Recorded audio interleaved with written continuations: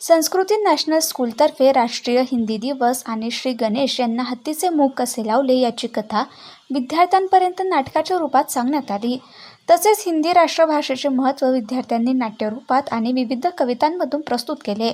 या प्रसंगी प्रमुख पाहुण्यांनी विद्यार्थ्यांना मार्गदर्शन केलं. या कार्यक्रमाचे अध्यक्ष डॉक्टर समीर शेख, महेश धावडे हे होते.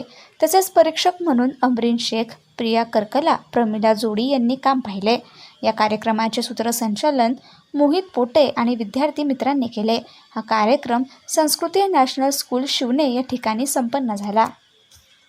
देखो कितना आम रसीला छिलका, इसका पीला पीला लगता है, ये ताजा है, आम फलों का राजा है. तितली उड़ी उड़ न सीखी, बस में चिड़ी, सीट न मिली तो रोने लगी. ड्राइवर ने बोला आजा मेरे पास, तितली बोली हट बनवाई. Thank you. हिंदी भाषा राष्ट्र की भाषा, प्रजातंत्र के शास्त्र की भाषा. हिंदी भाषा राष्ट्र की भाषा, प्रजातंत्र के शास्त्र की भाषा. देवनागरी लिपि में भाषा, जन जन के मन की अभिलाषा. हिंदी भाषा राष्ट्र की भाषा, प्रजातंत्र के शास्त्र की भाषा. देवों पर भी अत्याचार करने लगे थे.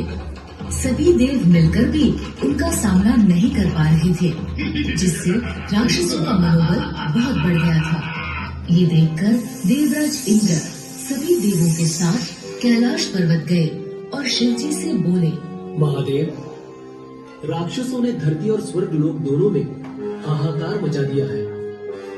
कृपया आप संसार में संतुलन बनाए रखने के लिए इन राक्षसों का संहार करें. आप सभी चिंता न करें देव.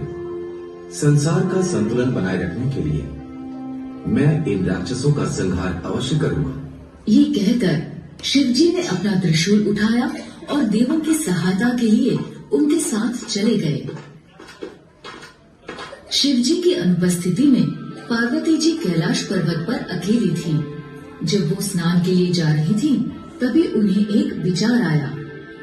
वैसे तो कैलाश में बिना आज्ञा कोई प्रवेश नहीं कर सकता, किंतु फिर भी मुझे अपनी सुरक्षा के लिए कुछ करना चाहिए. ये सोचकर उन्होंने अपने लेप की मैल से इंसान का पुतला बनाकर मंत्र उच्चारण कर उसमें प्राण डाल दिए.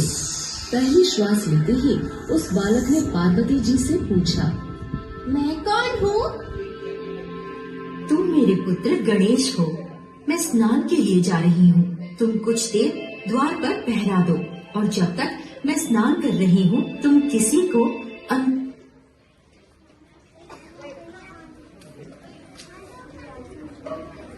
प्रवेश मत करने देना. जैसी आज्ञा माता. गणेश स्नान गृह के द्वार पर एक भाले के साथ पहरा देने लगे. कुछ समय बाद जब शिवजी राक्षसों का संहार कर लौटे तो उन्होंने सोचा, ये समाचार सबसे पहले मुझे पार्वती को देना चाहिए. लेकिन वो जैसे ही पार्वती जी को ये समाचार सुनाने स्नान गृह में प्रवेश करने लगे, गणेश ने उन्हें रोकते हुए कहा, रुकिए. माता की आज्ञा है कि मैं किसी को भी स्नान गृह में जाने ना दूं. इसलिए आप स्नान गृह में प्रवेश नहीं कर सकते. तुम कौन हो और मुझे स्नान गृह में प्रवेश करने से क्यों रोक रहे हो? मेरा परिचय छोड़ो और यहाँ से चले जाओ. गणेश को इस तरह अपना विरोध करते देख शिवजी क्रोधित हो गए. उद्दंड बालक, तुझे इसका दंड अवश्य मिलेगा. ये कहकर शिवजी ने त्रिशूल से गणेश पर वार किया. गणेश ने भी अपना भाला उठाया और दोनों के मध्य युद्ध आरंभ हो गया. शिवजी अगर महादेव थे तो गणेश को भी आदिशक्ति पार्वती जी ने बनाया था. इसलिए दोनों में बहुत समय तक घमासान युद्ध चलता रहा.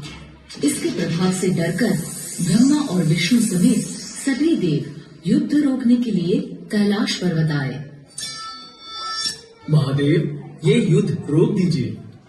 पुत्र गणेश, तुम महादेव से अपने अपराध के लिए क्षमा मांग लो और इस संघर्ष को विराम दो. क्षमा मुझे नहीं, क्षमा इन्हें मांगनी चाहिए जो माता की आज्ञा सुनकर भी स्नान गृह में प्रवेश करना चाह रहे हैं. यदि ये क्षमा मांग ले तो मैं युद्ध को विराम लगा दूंगा. ये सुन की पूजा की जाएगी. और गणेश को मंगल मूर्ति के नाम से जाना जाएगा। ये सुनकर पार्वती जी बहुत प्रसन्न हुई। उन्होंने बालक गणेश को गले से लगा लिया। शिव जी ने भी गणेश को गले से लगा लिया। इस तरह गणेश का जन्म हुआ और उनका नाम मंगल मूर्ति पड़ गया।